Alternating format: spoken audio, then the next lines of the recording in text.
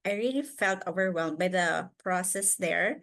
So I'm really looking for people who can help me find a teaching position there in the US.